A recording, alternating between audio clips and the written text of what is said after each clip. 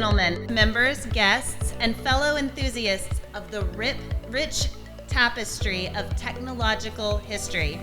It is my pleasure and honor to introduce our speaker for this evening, Mr. Paul Wesling, callsign KM6LH, a distinguished figure whose contributions to the field of technology and his deep understanding of Silicon Valley's history have earned him widespread acclaim.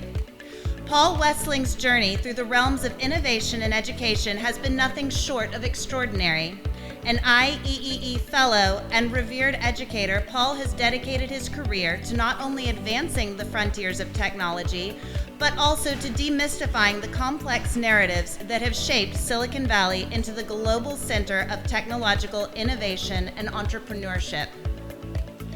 With a rich background that spans over decades in the technology industry, including pivotal roles at companies that stood at the forefront of the technological revolution, Paul brings to us tonight not just stories of innovations and discoveries, but tales of the visionaries, the dreamers, and the relentless pursuit of the unknown that define the ethos of Silicon Valley.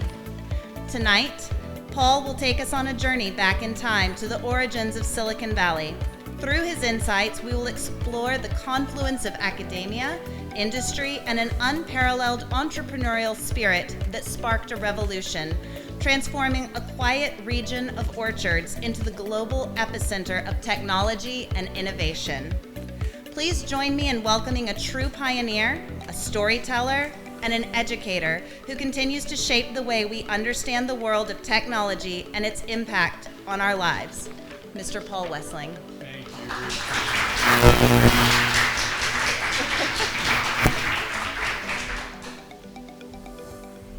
All right.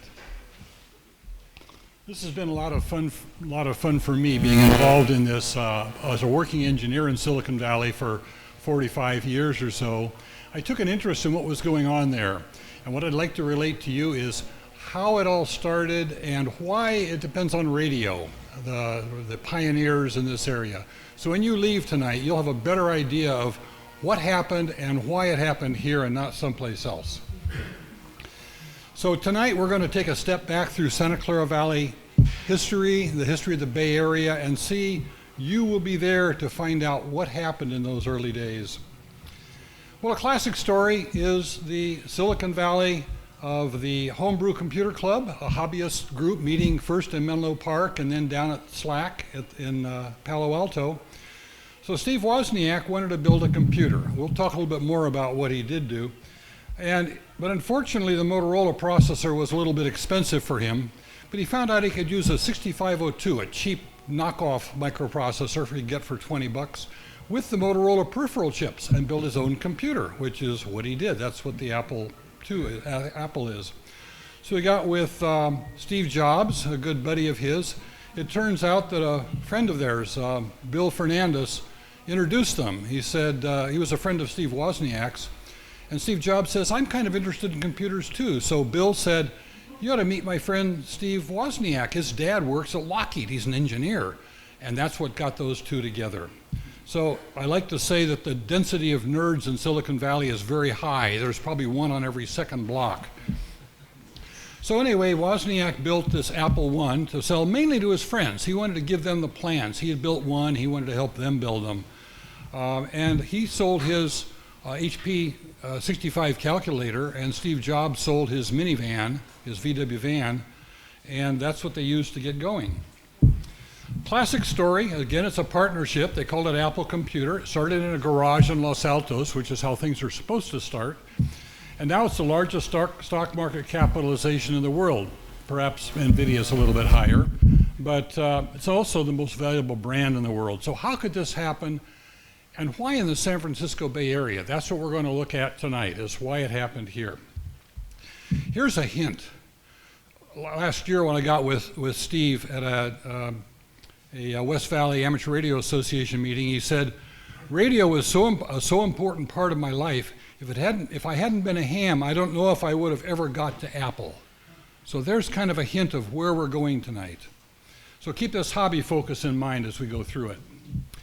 So, as Rachel said, back in the 1900s, this used to be the Valley of Heart's Delight, and our product was prunes and cherries and apricots and things like that.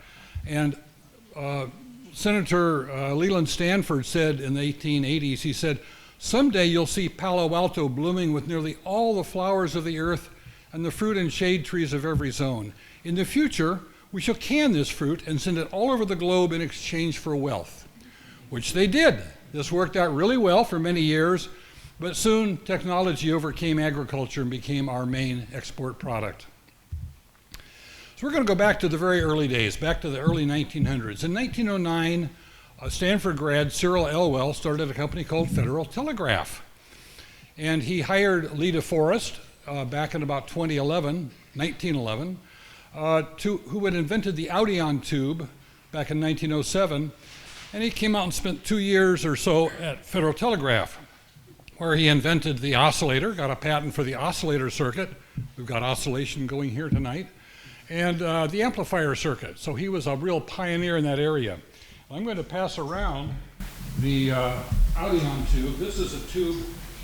Let me just forward my slide here.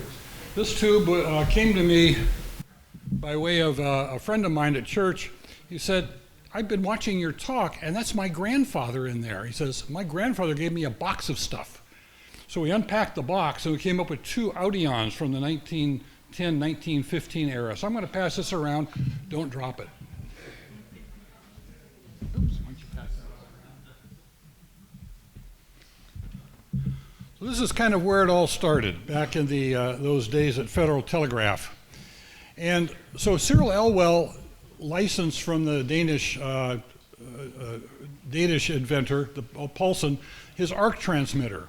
Back in the very early days, we had spark transmitters, which put splatter all over the spectrum. The arc transmitter was, in fact, a synchronous sine wave generator, and it was a nice transmitter for radio.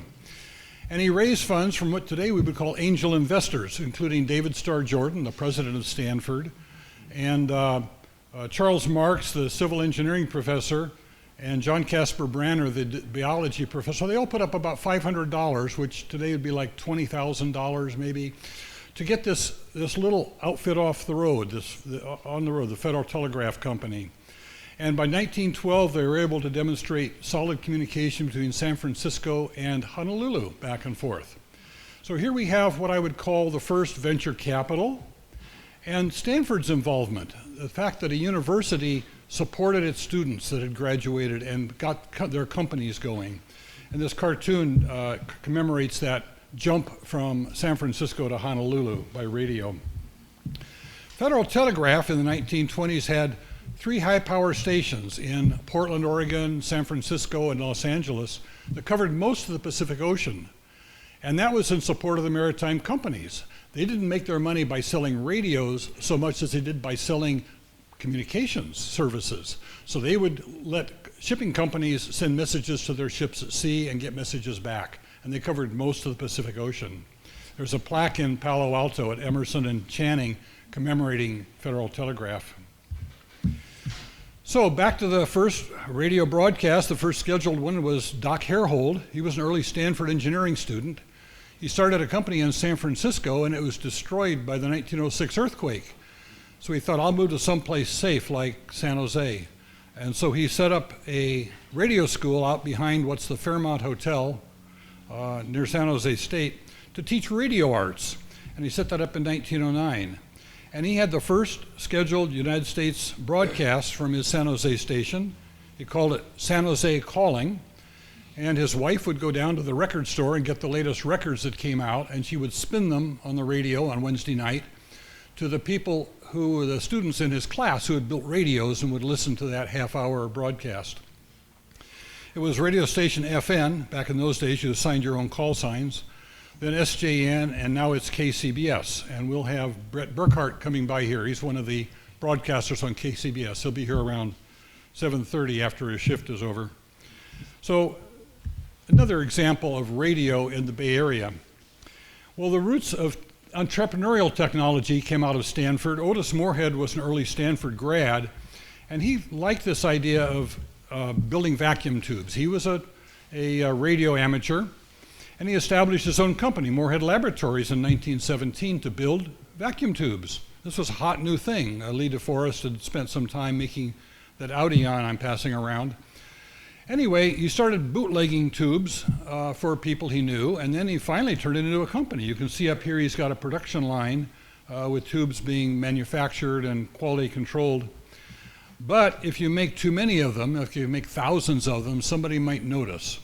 And sure enough, a patent infringement lawsuit was filed against him and put him out of business in the early 1920s. So intellectual property, that's another good thing I'd like to emphasize tonight. So some of the defining events in those days, there was a lot of private wealth because of the California gold rush. The sinking of the Titanic in 1912 brought to the forefront the need for ship-to-shore and ship-to-ship radio. We know that story.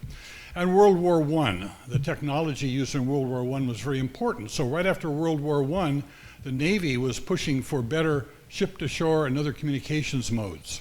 We'll talk a little bit more about that. But also the economics was good.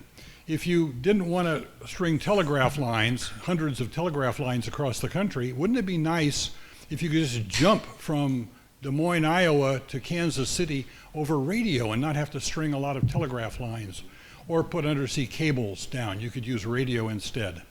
And that brought a lot of activity and a lot of funds to the Bay Area for the development of this new radio art. We're going to follow three early pioneers, William Eitel, Jack McCullough, and Charlie Litton. They were from Bay Area families, and they were born and raised here. And you see here Charlie Litton in front of his, what he calls his wireless house. He's 11 years old, about the same age as Steve Wozniak when he built his first ham radio, about 11, 12 years old, Steve told me. And he went on to then build blue boxes and other things like an Apple computer. Well, Bill Eitel took shop classes at Los Gatos High School, worked in his father's quarry up in the Santa Cruz Mountains, where he assisted as a blacksmith and a machine operator. And in the summertime, he worked at his uncle's company, the Hull Scott Motor Car Company up in Oakland, learned to operate complex machinery. So he got a good hands-on education while he was a high school kid. Jack McCullough and Charlie Litton went to the California School of Mechanical Arts, what we know as Lick-Wilmerding High School these days. It was opened in 1895 by Lick for boys and girls to get a rigorous training in mechanical trades. Kids who like to work with their hands, like us ham guys. And Litton said he got a realistic feel for materials and processes while he was in high school at Lick-Wilmerding. So McCullough then went on to a local junior college, and Litton enrolled in Stanford's mechanical engineering department, because in those days there wasn't an electrical engineering department. What you did was you graduated in mechanical engineering or chemical engineering, and then for your engineer's degree you could go into electric, which could be propulsion or generation or transmission, typically, the power stuff. And Stanford in those days, and still, has a fairly strong practical flavor. The objective of forming Stanford was to educate California students to be good citizens in the state of California, productive students. So Litton got his BS in mechanical engineering in 1924, the same year that Fred Terman came back from MIT, we'll talk about him later, to put on the first course in communication engineering fundamentals. This was something new, the idea that you were using this radio stuff, and Stanford was one of the first schools having classes in this. So all three of these guys were introduced to ham radio through their families and friends in the 1910s and 20s, and it was very popular in the Bay Area. Ham radio was big here because it was an isolated area, a lot of maritime traffic. They needed operators for their shipping companies, and they had about 1,200 amateurs in 1920 or so when they started getting licensing. And these days we would say that was a bubble because that was about 10% of the nation's registered radio operators, and that's just much more than we deserve. So there's a bubble there, but nobody called it that at the time. So we were an active area for producing radios in the 1910s and 1920s. Magnavox, we know about Magnavox. They started up in the Napa Valley and moved to Oakland, and they make speakers. Jensen and so on were there.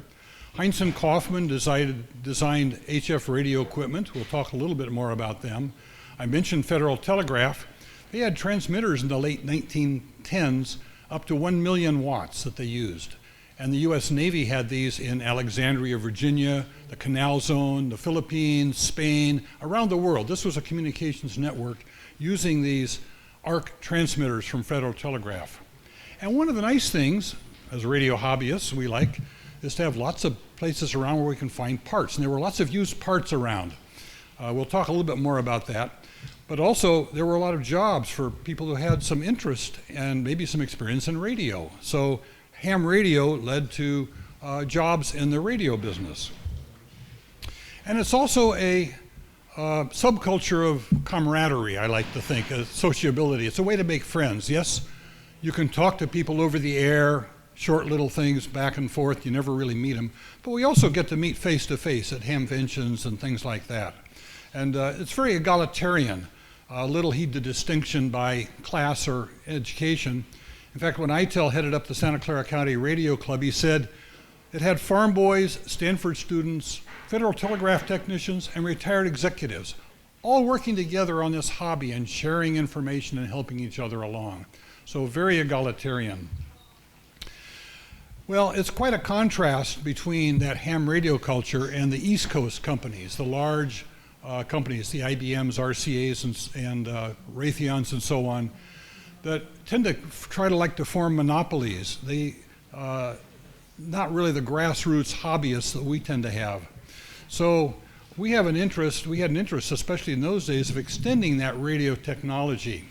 And so people would build their reputation by what they could do. Hey, I just talked to somebody in Atlanta, Georgia. Wow, that's amazing. How did you do that? Well, I put up a new antenna. Let me show you how I did it. And so it's a mix of competitiveness. You want to be the first to try something. And then this cooperation, this collaboration of helping other people along, being an Elmer, being a helper of other people that want to learn that. Much like was going on at the Ham Brew Computer Club, where people shared their designs, their circuits, their analysis, their software. A lot like Silicon Valley today, there's a lot of sharing. We'll talk more about that too. Another young pioneer that I just mentioned was Fred Terman.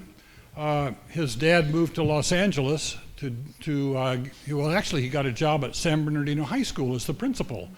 That was before my time. I went to San Bernardino High School. But then he got hired by Los Angeles Normal School, which today we call UCLA. And then Stanford hired him away. So he came up, Louis Terman came up to Stanford, and young Fred Terman then was on the campus. And Herbert Hoover, who had made a lot of money in China in mining operations and things like that, came back quite wealthy and rented across the street. Thank you. And Herbert Hoover Jr. and Roland Marx, son of the civil engineering professor, George Branner, son of the geology professor, and Jack Franklin, son of the chemistry professor, all three, Herbert Hoover Jr. says, all three of us were neighbors, and upon pushing the key of one of our imposing contraptions, would holler out the window to see if it had been received on the other side of the street. So these are young kids, I call them the faculty brats, kind of playing with this radio technology in about 1914, 1915. So we see it as a hobby, much as Steve Wozniak saw it as a hobby to get involved in. And here we see Herbert Hoover Jr. With his ham radio setup, and here he is as president of the ARRL in 1963. Well, young Fred Terman, when he was in high school, said if you saw a 90-foot pole sticking up somewhere, you'd go and knock on the door and get acquainted with him, because obviously it's a radio operator. And he might give you some good pointers or maybe some equipment for your station, or you can just go and operate with him. He also hung out at Federal Telegraph a few blocks away and worked there one summer. In fact, as I mentioned, Cyril Elwell started Federal Telegraph, and Fred Terman's Elmer, his helper in this radio stuff, was Cyril Elwell. We're going to see this later when Steve Jobs starts running Apple. He goes to Bill Hewlett, calls Bill Hewlett at Hewlett Packard and says, can you please help me? I need some advice on this. So we see a lot of this collaboration, this cooperation between the technologists helping each other, getting ahead, but helping each other. And this is Fred Terman at 17 with his ham radio station. And Highway 101 through Mountain View is called the Fred Terman Memorial Highway. So we do remember Fred. So following our entrepreneurs, Eitel, Litton, and McCullough were ham friends, and they experimented with vacuum tubes, and they built their own parts and equipment, and they made some notable contributions. For example, in 1924, Litton was heading up the Stanford Radio Club, and he made the first radio contact with Australia and New Zealand using HF radio. And in 1928, Eitel pioneered the 10-meter band, which is the 30 megahertz band for transcontinental communication. It wasn't realized until we got a hold of those useless bands way up high that they were good for something like talking to other people. Well, Litton got a job through a ham friend in research side of Federal Telegraph, the company we've been talking about, and it built up to about 60 engineers and became the radio supplier for international telephone and telegraph. I emphasize the international. It's going to come back later and bite him. Eitel then got a local job through a ham friend at Heinz and Kaufman, and Heinz himself was a ham. In fact, after the talk, you can look at the poster back there, and you'll see Heinz and Quement and some of the other early hams. That's the 1926 ARRL convention was held in San Francisco, and those are the local hams getting together for a picture. Anyway, Eitel then recruited McCullough a year later to come work for them, and Federal Telegraph was in these two houses, house and building, and then DeForest and his two technicians had this building on the side over on Emerson Street in Palo Alto. Well, the tube business in that day was dominated by large companies, General Electric, Westinghouse, the Western Electric division of AT&T, and so on, and those were all East Coast companies. And they developed high-power transmitting tubes in the early 1920s, and they're difficult to produce reliably because it requires precise machining. They got the Pyrex glass to blow into the tube itself. Uses exotic materials, and it's tough to seal. So reliability was spotty. They might last for a year, maybe they last for a couple of months before they got gas inside and went out. So it was a tough business. But one of the problems we had was you couldn't buy these large high-power transmitting tubes on the open market, because after World War I, the Navy and General Electric set up a new company they called Radio Corporation of America, or RCA, to ensure that the US dominated the technology. They didn't want that technology to get to Europe or Asia or places like that. So they all pooled their patents, about 2,000 of them, and it had exclusive cross-licensing on these, so nobody else could get these without licensing them from RCA. So they were the sole producers and distributors of the power grid tubes needed by these radio companies. And they didn't want to sell any to the San Francisco companies because we were selling these things overseas, and that was not to be done. It was a threat to RCA's control, and also the United States has tried to control of this patented technology. So both local companies were in a problem area. They had to develop and test their own tubes. So Litton headed up one tube shop, and Eitel headed up the other one. So we have our two pioneers working at two different tube shops. And the key problem they had was to design around about 250 key patents, which was quite difficult. So they hired many local people, hams and so on, and they collaborated with each other, something you would not see between GE and AT&T on the East Coast. But remember, these are little companies. They need that cooperation and working together. And it was based also on their friendship over the years and that collaboration they got used to in ham radio.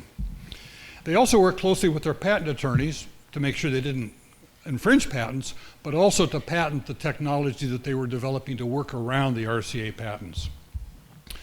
So Heinz and Eitel and McCullough engineered a new rugged power tube. It used new materials, not the ones that were patented, new manufacturing methods. They had new shock-resistant seals, higher vacuums. Litton developed the oil vacuum pump to get higher vacuum for better reliability. And they were much more reliable and longer lived than the RCA tubes. But one of the key points was they didn't infringe RCA's patents. This let them make those tubes in those days without having to worry about the East Coast companies. Litton was quite a production guy. He loved tinkering with things, as we'll see even later, and he invented what he called the glass lathe, and you can see it here. We'll see a little example of it later. And you use this for blowing the glass, the Pyrex glass, and then sealing it, but you could also make the tubes themselves with an axis of symmetry, so you have very tight precision on the tubes you are making, good repeatability and good precision. And he built it in a shed on the back of his parents' property, so we kind of grandfather him to saying he did it in a garage, sort of a garage. Well, now it's about 1930, we're into the Depression. Federal Telegraph isn't selling these big million-watt arc transmitters anymore. Everything's gone to tubes. And so Federal Telegraph winds down and is sold and moved to the East Coast. Well, about 1919, 1920, Leonard Fuller was the chief engineer at Federal Telegraph, and he was Stanford's first PhD electrical engineer. And he also ended up being the dean of engineering, at least of electrical engineering, at UC Berkeley. Well, out in the rain in Palo Alto were a couple of these arc transmitters that hadn't been finished, left over. And so he ran into Ernest Lawrence up at UC Berkeley, because he was in the electrical engineering department, and said, well, you've got this great little cyclotron, what could you do with a 42-inch magnet? And Ernest says, I think I could use that. So they grabbed one of these, wound the coil on it and everything, and set up a 42-inch cyclotron at Berkeley. And that sparked our high-energy physics research. And before 1960, they had 6 Nobel Prizes there. And if you go up to the Lawrence Hall of Science, outside there's a model, a mock-up of that cyclotron. You can see it. It's not quite full size, but it's pretty big. And Leonard Fuller, that you see in this picture right here, is the grandfather of that fellow I told you about that gave me the Audion. Okay, so Eitel and McCullough had the same problem. Their company was winding down, Heinz and Kaufman, so they formed their own company, Eitel McCullough Incorporated. We know it as IMAC, us radio guys, to build high-power, high-frequency tubes. And they didn't have any money, so they got their financing from Harrison, who kicked in $20,000 based on his San Bruno business. And Preddy had some theaters up in San Francisco, and he put in about $20,000. So Eitel and McCullough brought their know-how, and they split it 50-50, an example of venture capital supporting a sharing of ownership and profits, a precursor to the VC firms we see out on Sand Hill Road in Menlo Park. And it's still the Depression. Again, things are tough, but Litton, along with Eitel and McCullough, again cooperated closely because they knew each other, had worked together before. And Litton helped IMAX set up their vacuum tube shop. He gave them the casting for the glass lathe that I showed you, and also the blueprints, and says, make more of these. This is how you're going to make precision tubes that really work well. So they freely exchanged technical and commercial information to reduce the risks of these little startup companies, much like we've seen through the last 30, 40 years. Small companies that specialize in one area and use other companies or other consultants or other experts to help them out.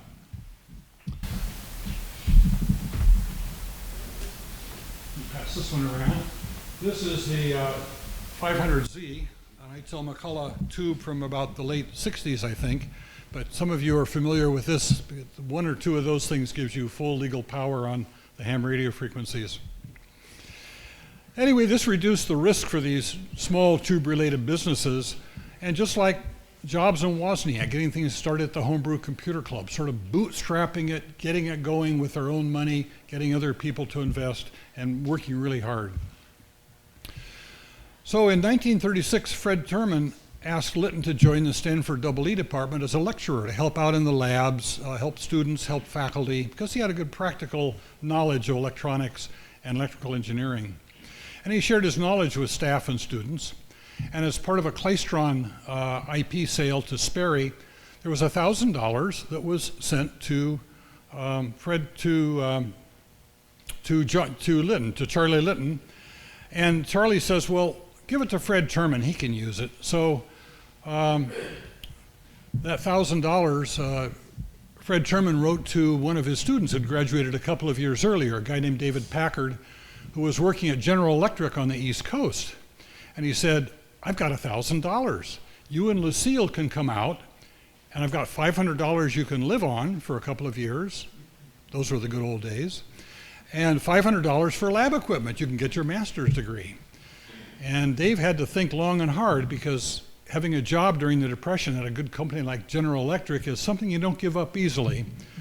But he and Lucille packed the car and drove out to Palo Alto. And he got introduced to Bill Hewlett, who had done some kind of an interesting design on an audio oscillator that you could vary the frequency on without the amplitude changing. He had a special circuit for that. So the two got together and started a company you probably heard of called Hewlett Packard.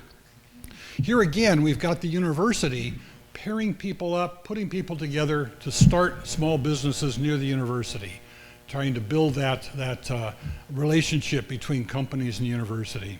And this is the garage that Bill and Dave started their company in. Still there, you can go up and see it.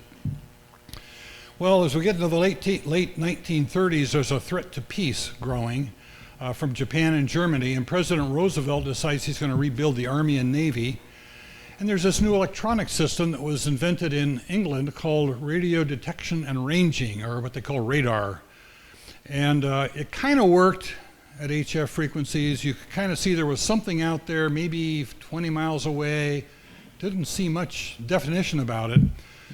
Really, to get better, you had to use higher voltages and especially higher frequency transmitting tubes. So when the US Navy started experimenting with this, they found that IMAC tubes were the best ones to use because IMAC had been building these power tubes mainly for the ham radio people that had to work in these real high frequencies. So the Claystron then came out of that lab. Here were a couple of Palo Alto boys, Russ and Sig Varian.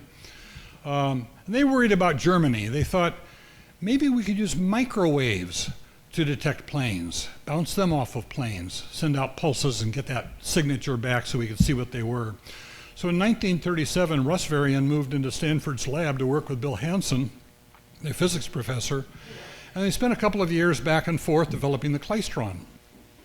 Russ Varian would come up with some ideas and say, why don't we try this? And Bill would say, no, that won't work. Let's try this. And so they worked back and forth every couple of months. And over about a 2-year period, they developed the Claystron, which used Litton's free advice for how to make the thing, because he was working in Stanford's labs, and Hansen's theoretical assistance. So probably only in Palo Alto now are you going to see a headline like this. Well, first of all, there's the US president saying things are getting kind of tight in our country. And there's this guy from Germany, Hitler, who says, just give me one more country, give me Poland and I'll stop. But the real headline here in the Palo Alto Times was, new Stanford radio invention heralds revolutionary changes. And we see Sigurd and Russ Varian there talking about this Claystron that's been invented. Very important for the war effort. So during the war in the 1940s, Stanford and the Bay Area was a hotbed for microwaves. They developed also a very progressive approach to business, very egalitarian, kind of like hams. We kind of work between ourselves on what we have to do with independent of the level we're at in the company. So open door policy things. And some of these managerial techniques were useful for thwarting unions and keeping employees happy and productive, like profit sharing, paying for tuition, cafeterias, Kaiser Shipbuilding, and Kaiser Steel and Kaiser Cement had medical clinics in their facilities, which became the Kaiser Permanente hospital system that we know today. And we had the HP Way philosophy. And if you want to know more about how companies are supposed to maybe operate with their employees, their customers, their stockholders, that's a good document to look at. And so it was very similar. It's very similar today in Hewlett Packard, Fairchild, Intel, Tandem, companies like that. In Tandem, when I joined them, we have about a 3-day charm school where we kind of learn what the philosophy is about and how we treat each other. And I remember several of the rules that we learned. One of the ones I thought was really good was if a new idea comes up in a meeting, you can't say anything bad about it for 5 minutes. The idea is if an idea comes up, you want to see if it can maybe fit in. Product engineering could maybe do that, and we could design this and whatever. If the vice president says, that's a dumb idea, that person probably is not going to come up with new ideas in the future. But in Silicon Valley, we thrive on new ideas. So this idea that we had a tandem of no, you can't say anything negative about this idea for 5 minutes, kind of reinforced that. We've got to try to see if we can incorporate these ideas. So after the war, RCA focused on television. They formed a new division called the National Broadcasting Corporation.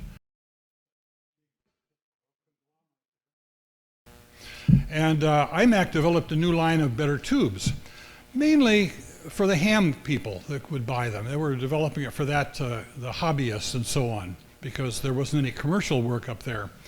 So the Federal Communication Commission decided they would start a new service called frequency modulation radio, FM radio.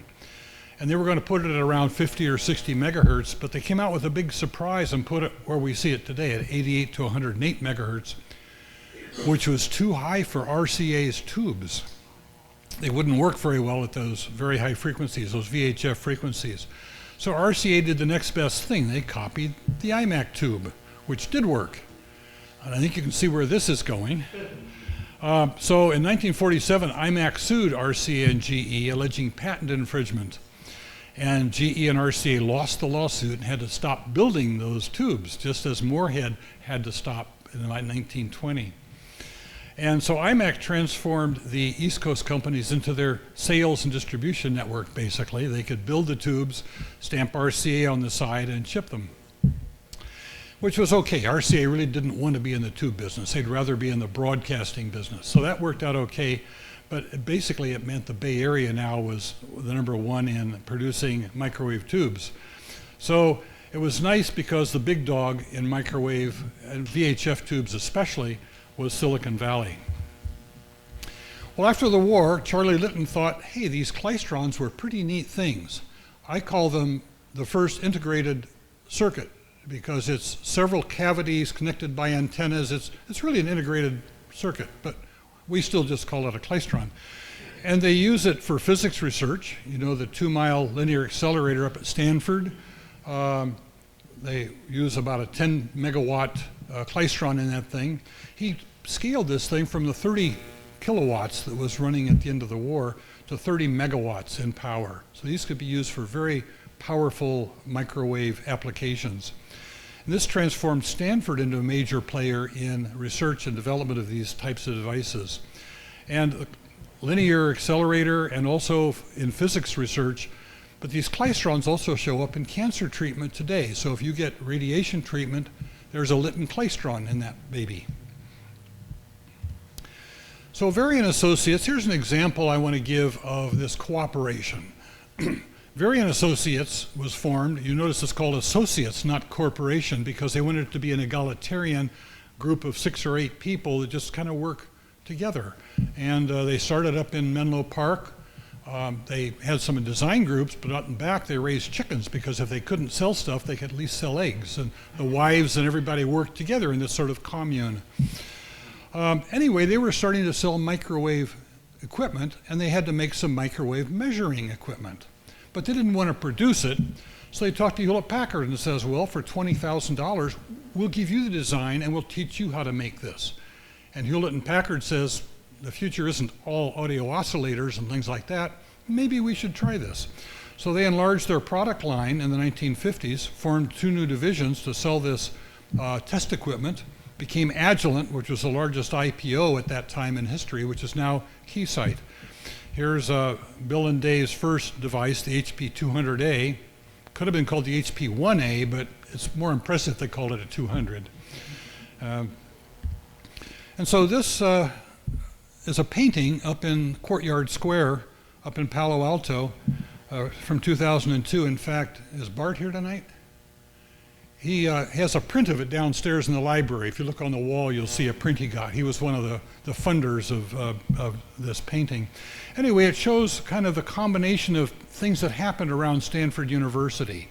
And so you see Leonard and Cyril Elwell here with Ernest Lawrence, and they're giving him, Ernest Lawrence is showing them the cyclotron, and here's that big pole piece for that 1 million watt transmitter.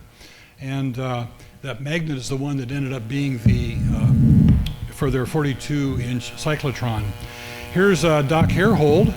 He's over here broadcasting his Wednesday evening talk. This is his wife over here listening to the broadcast. She's the one who was the first female DJ, maybe the first DJ in the country, spinning records. You see Lee DeForest with the Audion that I just passed around, not the same one. Charles Litton is here with his glass lathe, demonstrating how to make tubes reliably and with high precision. Fred Terman is talking to Dave Packard and Bill Hewlett, and you can see their audio oscillator here on the deck. We see Philo Farnsworth, who up the peninsula developed the first all-electronic TV tube here in the Bay Area. And over here is Jack McCullough and Bill Eitel talking to Ralph Heinz as they develop material for Heinz and Kaufman. So this is available, it's up in San Francisco. This is a picture of an office. You can see tables and desks, and there's a printer there.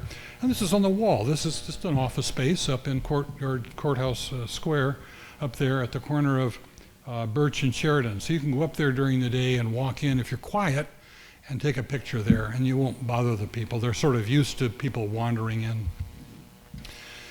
So fast forwarding into the 1950s, Bill Shockley, here's a picture of him in Palo Alto with his dog. He was raised here, went to Caltech, and then got his PhD at MIT. And while at Bell Labs, he and his cohorts invented the transistor, actually several types of transistor in 1947 to 49. And it was developed to be a low power, hopefully more reliable replacement for that vacuum tube. The idea was maybe solid state, we could do stuff that we just can't do well with a vacuum tube.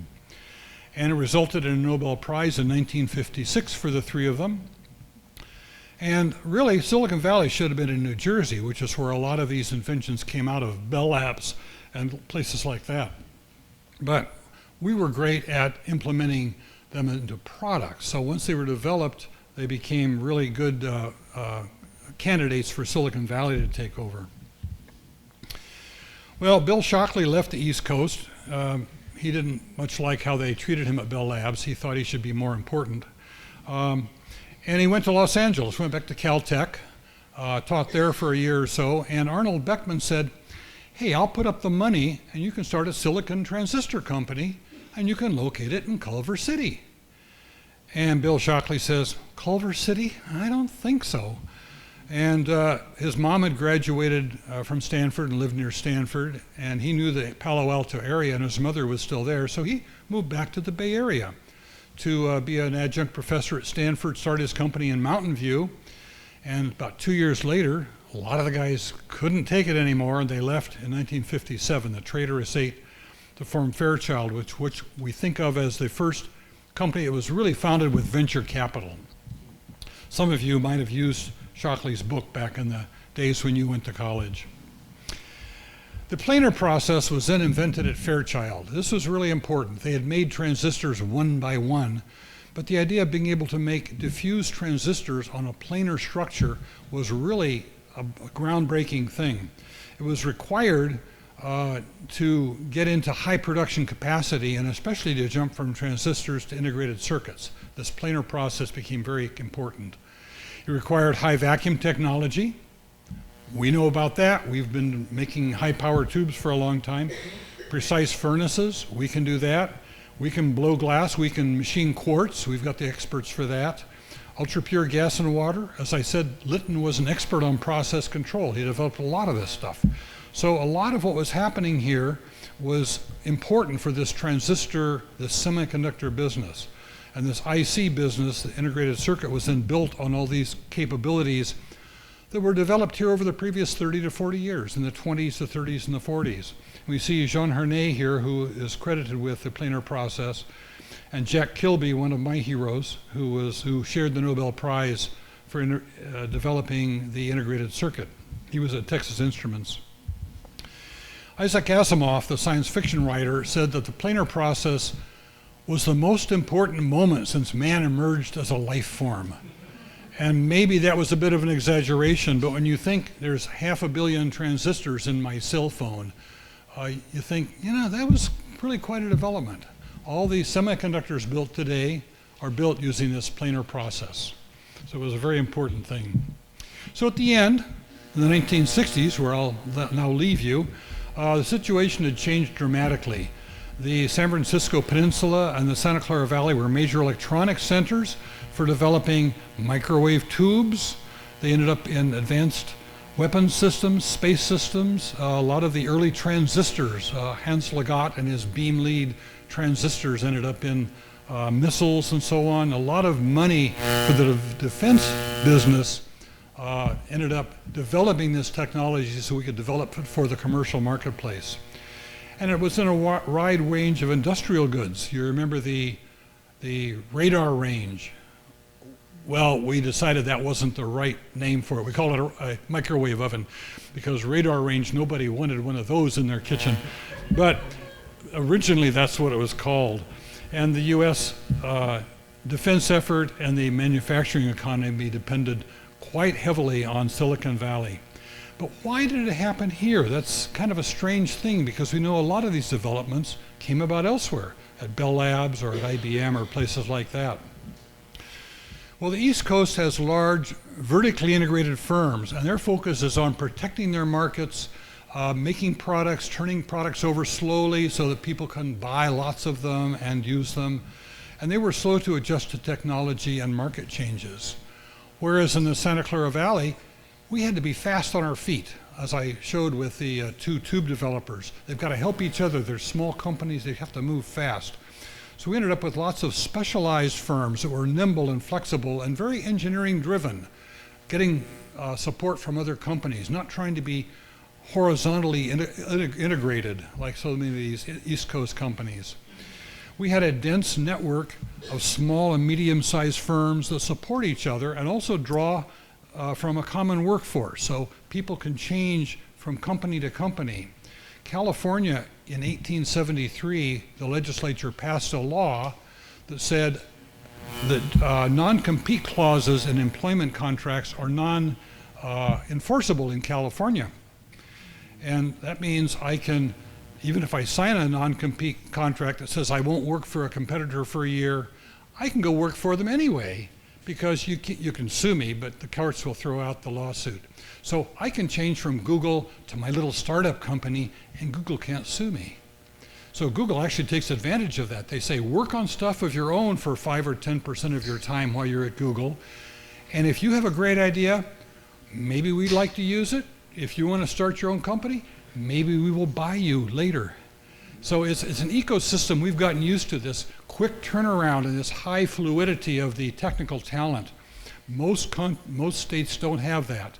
Only 5 states outlaw non-compete agreements.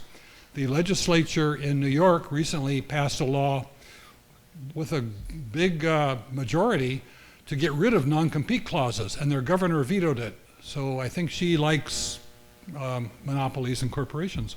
So someday they may catch up, but this is one of the disadvantages of other parts of the country because they don't have that ability for people to move around. If I start a company in Columbus, Ohio, and I want to hire somebody from another company, I'm stuck. They can't leave. They've signed a non-compete agreement. So I have to then move to Silicon Valley and do it here, which a lot of the companies do. So it allows us to adapt more rapidly to change. It's a fast-moving environment, not for everybody, but it's a very challenging one, but a very lucrative and fun environment for technologists to work in. So the practices and skills and competencies that we developed here were developed over quite a period of time. Now it's been more than 100 years. And so I talked about the analog and a little bit about the digital time, but then that went into software, like open source software. Biotech, we'll talk a little bit about that. Mobile computing, big data, deep learning, virtual and augmented reality, autonomous vehicles, and now ChatGPT. All is happening here. And so it's a nice environment for cutting edge entrepreneurs. There are many. It's supported by the engineers we have and the venture capitalists. Local universities support it, San Jose State, Santa Clara, UC Berkeley, Stanford. Research, but also development, and then helping their graduates form companies and getting that intellectual property out there into products. And so it's a great place for supportive industries too. And our high school kids see role models. They think, I can start my own web design company or some kind of a company. And so the expectations are very high. So there's this special culture of innovation which started in radio, this sharing, this collaboration that we see in radio. So in the 1940s, we had Shockley semiconductor. So let me ask you a question. How many of you have an Apple iPhone? Let's see a show of hands here. So quite a few of you do. So the intelligent agent there is called Siri. How did she get that name? Well, I'll tell you, it's because SRI is just too hard to pronounce. So they put an extra I in there and they called it Siri, and that's where this technology was developed. 3 or 4 guys left SRI, Stanford Research Institute, and formed their own company, and Apple bought them, and they just never changed the name of the intelligent agent. So we had some companies back in the 40s and 50s like Hewlett Packard and the space systems groups. Then in the 60s we get semiconductor companies. We've got AMD forming, and National Semiconductor, and Intel is formed, and Intersil. We get a disk drive company, Memorex, and I worked at Information Storage Systems, a disk drive company. We have a company now called Applied Materials that does nothing but make equipment to make semiconductors. There's enough of a market that they can find a business there. 1970s, we've got more than just IBM. We've got Tandem Computers, where I worked. Apple starts up. Amdahl Corporation, I was there for a number of years. We have Atari starting to build video games. Who would have guessed you could do that with Nolan Bushnell and Steve Jobs? Over here we've got Genentech up in South San Francisco. Stanford and UCSF patented the recombinant DNA technique, and they've earned over $300 million in royalties over the last 30, 40 years. Then in the 80s, we get software companies. Who would have guessed you could actually build a software company like Adobe to build this great application that edits pictures for the Macintosh and then for the Windows PC. We've got Cisco starting up the Ethernet and the routing business. We've got 3 companies, Silicon Graphics, MIPS, and Sun, building high-powered workstations so we can do jobs better and faster. One of my favorites is Fry's Electronics. Go down there and you can buy parts. I think probably not so much now, but you certainly could in those days. In the 90s, you've got this little company called Tesla starting up, making finally their Roadster, and they're probably worth 10 times what Ford Motor is worth right now. You've got Google and Facebook, service companies. NVIDIA has just almost hit $2 trillion. It'll probably hit it in the next few weeks. You've got software service companies like Salesforce and Pandora and Netflix starting up. So it's all happening here in the Valley, these opportunities. And people come to the Silicon Valley too. So the automobile companies, as an example, Ford Motor Company has several hundred engineers working in the Stanford Industrial Park next to the university. General Motors bought Cruise Automation in San Francisco.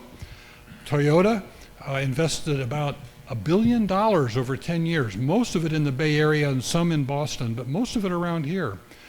Samsung likes to, they make lots of things. They make semiconductors, televisions, ovens, robots, all kinds of things. And they need technology, so they buy little companies and they say, well, how would you like to work in Seoul, South Korea?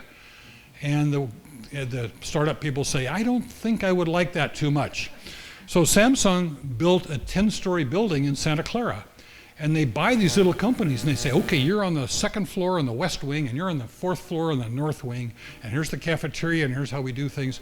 And they've got this bubbling cauldron of technology that feeds their businesses, their production businesses in Korea.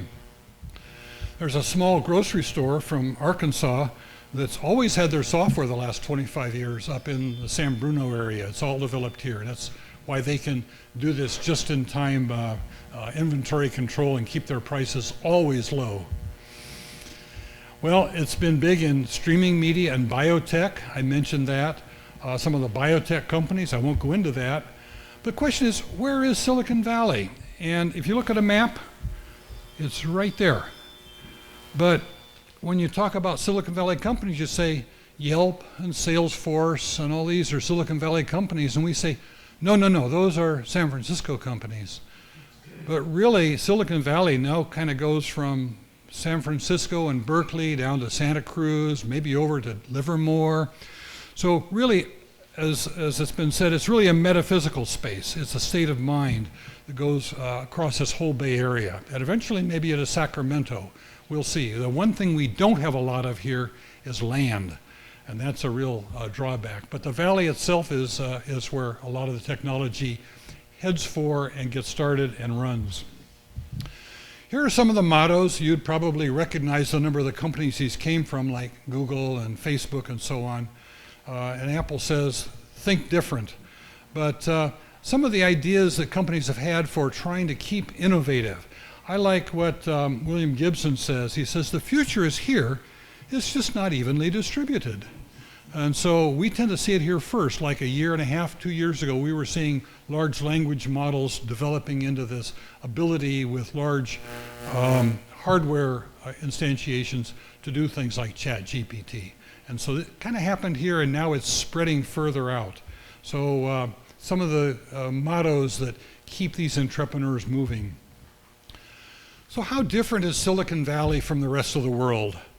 Well, we tend to be a grassroots innovation and type of a place where you can start at the bottom, get a few friends together and start something.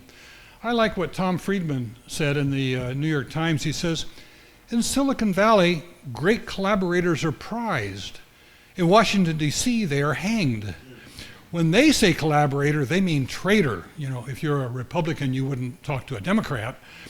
But here in Silicon Valley, they mean colleague. So we have a different way of approaching things, a different vocabulary, a different way of thinking. Comes a lot of it out of that ham radio background that we developed here back in the very early days. As we say in Silicon Valley, failure is a feature, not a bug. If something fails, you rotate and move on to something else. And Yoda said in Star Wars, he says, do or do not, there is no try.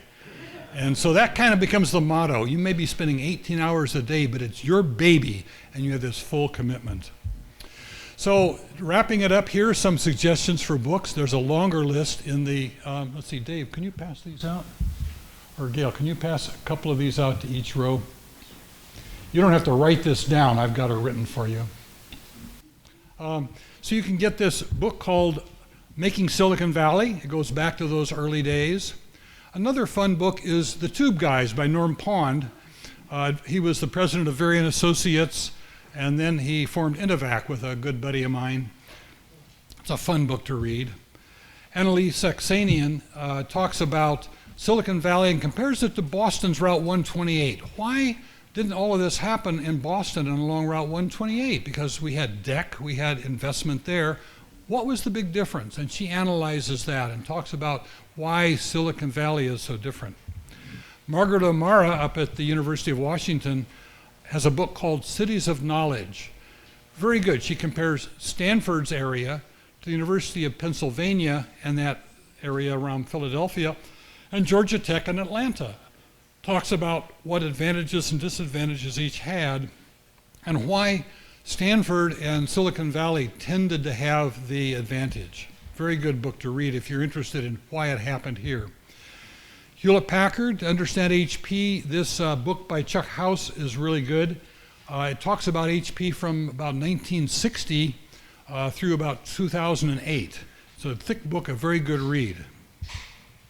More about that period, Fred Terman at Stanford by Stu Gilmore is a very good book to read about how Hewlett Packard got going and how Stanford became the impetus with Fred Terman and Wally Sterling, president of Stanford, in developing the Silicon Valley industrial park and the spring out of companies that happened here. So I think that gives you an understanding of the roots of Silicon Valley and why ham radio and radio development was so important to it, and why I think it'll stay that way. It's the ethos that was developed, it's the advantages we have in law, it's the high percentage of venture capital that happens here.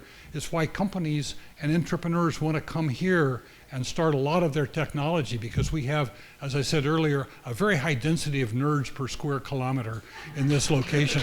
So you can find people that'll work with you on stuff. You can hire people away and get them with your vision and so on. So if you'd like the slides for this, and a little bit longer bibliography, The URL there is a good place to look. And there's also an earlier version of this talk called The Origins of Silicon Valley, How and Why It Happened Here, that I gave at Stanford, that gets a pretty good play. It's on Stanford's YouTube channel. So with that, I'm going to close and open it for questions. Thank you.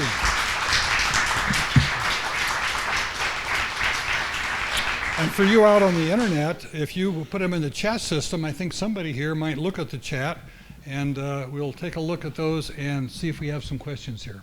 I'm going to stop sharing for right now. I may come back to this. But now I can look at the chat system too. Let's see if I've got anything there. Okay. Questions? Yes, go ahead. Okay, question for you. Do you think that maybe things developed differently out here, in part in the early days because we were so far away from the big companies? Yeah. So the question is, if you were making tubes in your garage, and if they sued you, it would get in the 9th District Court?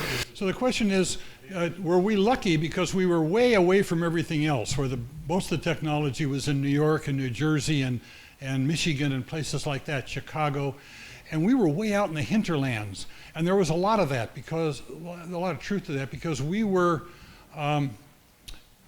isolated, and communication in those days was not great.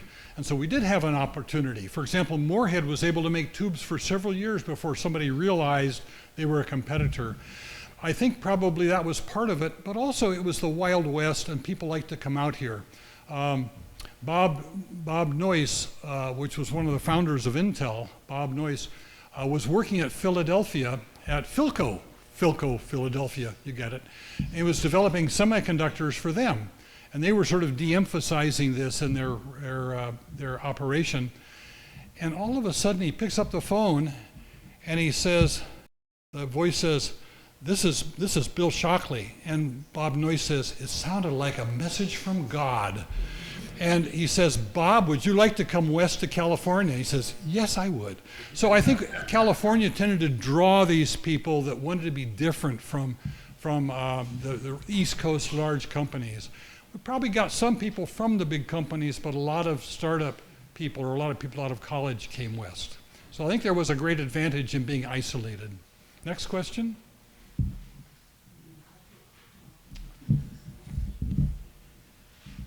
I saw a bunch of hands. Who wants to go next? Or have a story to tell? Or want to get me started on a story? One of the nice things about radio is that it's open for everybody, and there are so many opportunities in it. Some people get in it because they know if they have a VHF radio that they can help in an emergency like a flood or an earthquake. Others like to talk to people around the world. Others like to get involved in the technology or the digital side of radio. So getting involved in ham radio or getting involved in broadcast radio, listening to broadcasts, has been a lot of fun. I remember when I was a kid, I used to listen to shortwave radio. Probably a lot of you did too. Listen to Radio Moscow and the BBC and so on in the nights when the bands were good. Those were fun times. Yes? Well, I was going to say, I didn't know a lot of these things, specifically Litton and this place in this. I had no idea. But I can tell you now, I will never ever sell my Litton microwave oven. Yeah. It's 35 years old, so it's fine. I'll never ever. Yeah, a lot of what I've talked about, people haven't heard about before. A lot of people think, well, Silicon Valley, that started with Hewlett Packard, didn't it? Oh no, it goes back another 25 or 30 years.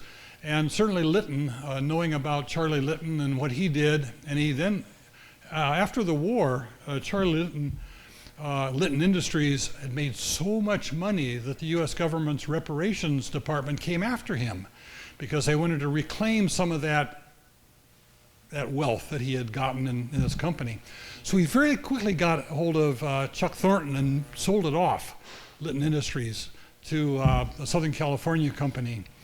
Which then took it over, and therefore he just became a single operator, and he moved up to Grass Valley and started his own operation up there. But yeah, Litton microwave oven, if you've got one of those, that's a classic. Yes? So you haven't said anything about Ampex. So Ampex, Ampex stands for Alexander M. Poniatoff Corporation, Excellence, Ampex. My wife actually worked at Ampex back in early days. And in fact, when I was at Stanford, we had one of our sailing club guys who he rented a place out in the back of the Stanford campus. We tore out a wall and combined the living room and dining room, and we made our sails there. He worked at Ampex, and he would come home with his paycheck every couple of weeks and throw it on the shelf next to his bed on the floor. And if he had to go and buy something, he'd ruffle around and find a paycheck and cash it and go buy something. But yeah, Ampex was one of the big companies making tape recorders. They were one of the first ones. Bing Crosby was very happy to be able to record his programs and replay them, as opposed to having to just do them live. And they were the first to make the video tape decks. What else do you remember about Ampex? Well, they invented the helical scanning video. Yeah, so instead of linear scanning in a tape deck where you had to run the tape pretty fast to get good high frequency, they made it so that you could scan this direction. So as the tape went by, you got all kinds of distance there on the helical scan, and they used that for always for the video recording. Very important technology on 2-inch tape. That was a great technology. I was at a small company called Data Disk that made a head per track disk drive broadcast disc recorder. So we would record the last 2 minutes of a football game, and then we could quickly jump to any of the cameras and play it in slow motion or whatever. We sold piles of those things to the TV networks. So between the tape recorder and the video disc recorder, it changed broadcasting quite a bit. Yes? Let me ask you, I know this is like a side track. What was the technology of that type of video disc recording? I've heard it existed, I have no idea. To expand on the video disc recorder, it was a spinning disc which had a head per track. So it had like maybe 80 heads sitting on top of a ferrite disc that was spinning. And so we could record on there and then quickly pull back the content. We also made moving head discs, but that was the data market.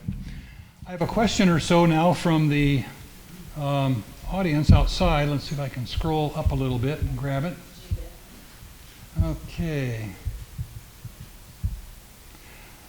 Okay, so for those BBC fans who miss it, how can you can now hear the BBC World Service on KQED on their FN channel, channel 2, that's true.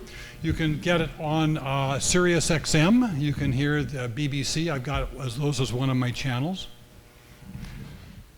Steve Wozniak, okay, this is from Kelly.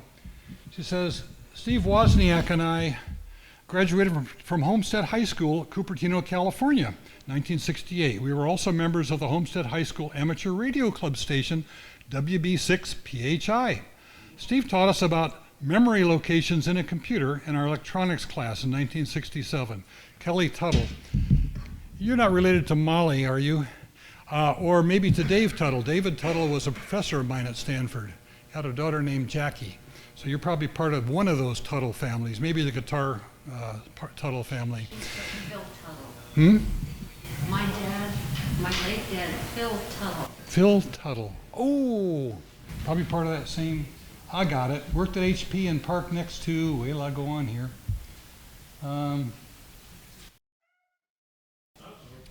Anyway, it's true. It's a small world.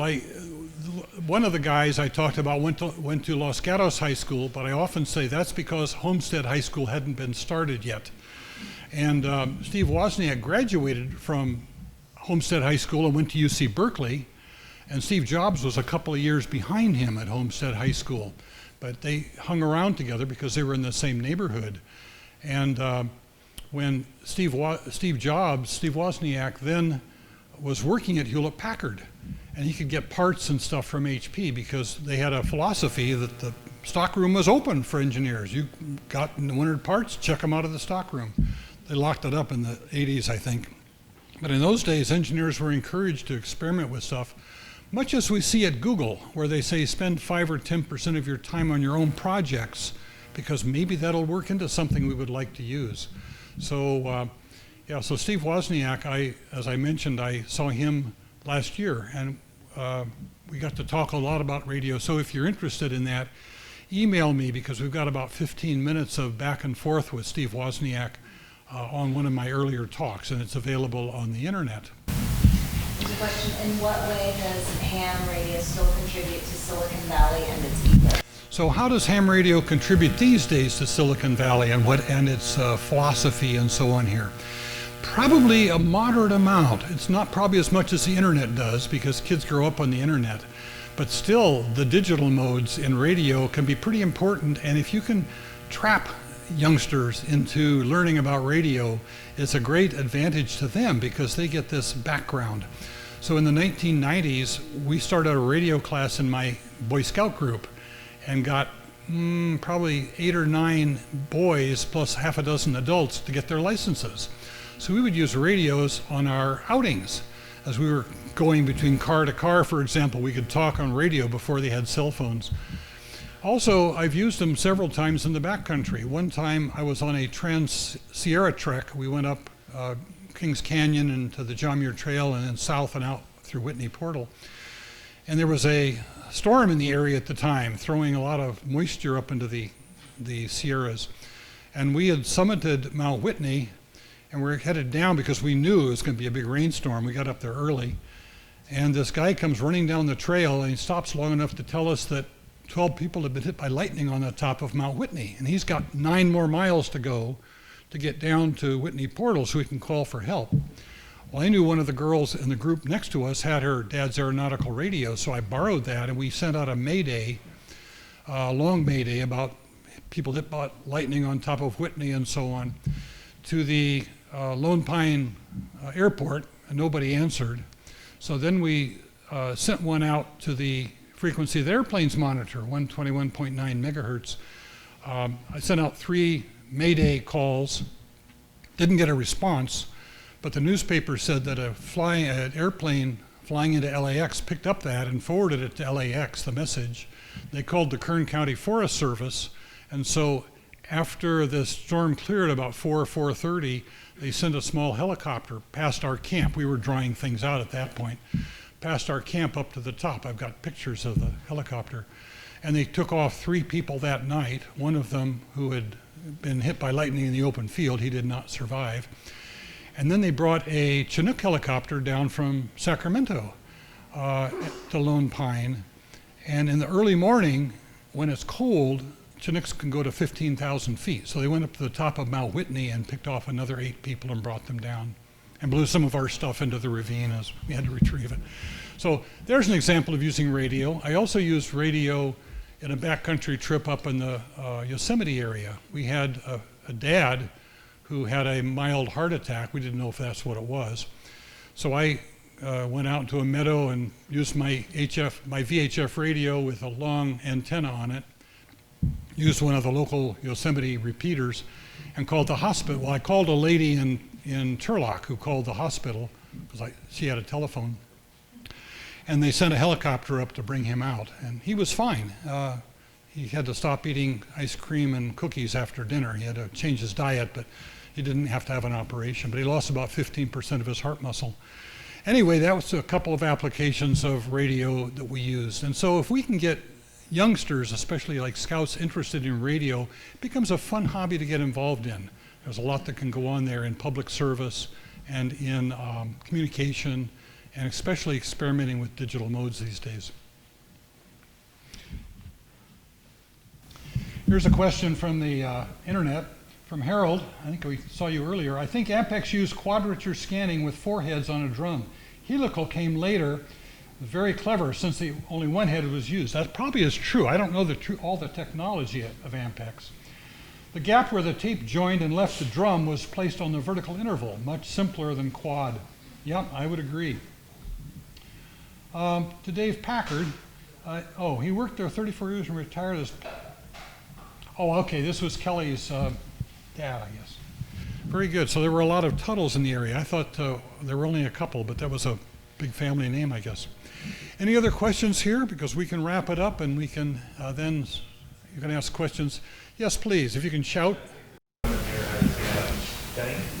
Oh, I just wondered if you would tell the story from 1902 about the first ship to shore on the West Coast, from the Cliff House to the ship of the returning Marines from the Philippine War. This was part of the White Fleet, I think. I don't know that story well, so I'm going to pass on that one. But yeah, radio has been big in the Bay Area for a long time. We had the first aeronautical radio in about, I don't know, 1915 or something. Plane flying over and talking on the ground. They used radio to light the World's Fair lights from the White House. They used a radio connection to turn that on to inaugurate the World's Fair in San Francisco. Any other questions here? Yes. Speaking along those lines, in 1906, during the San Francisco earthquake, there was an Alameda amateur radio operator, Fred Mudgett, who for a while was the only link between San Francisco and the outside world. Because he was used by the Navy operators on a ship that was around the ferry. But he was for a while their only link, and that was amateur radio. So he's telling the story of back in the 1906 earthquake, there was one radio operator in Alameda that was the link to the outside world for those early hours and days of that earthquake, and especially the fire. So radio has been a big thing in the Bay Area. There's a lot of history, and it's hard to cover too much of it in 1 hour. Let's wrap it up. Thank you very much for your attention, and I appreciate you coming tonight.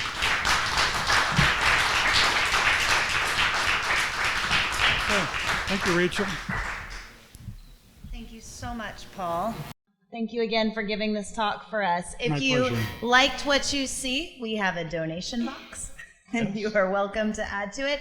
We have speaking events every month coming up. We have Jennifer Waits in March. We have James Gabbard in April.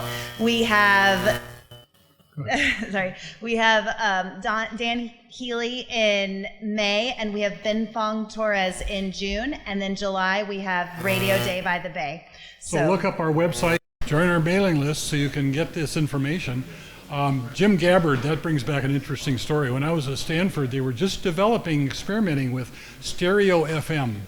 And we would sit in our dorm room with our stereo speakers and close our eyes and watch that locomotive go from the left into the front and off to the right. That was Jim over at KPEN, I think, broadcasting that. So thanks very much for attending, and all of you on the internet. There'll be probably a video of this in a couple of weeks, and I will email you with the information about where to find it. Thank you. Okay.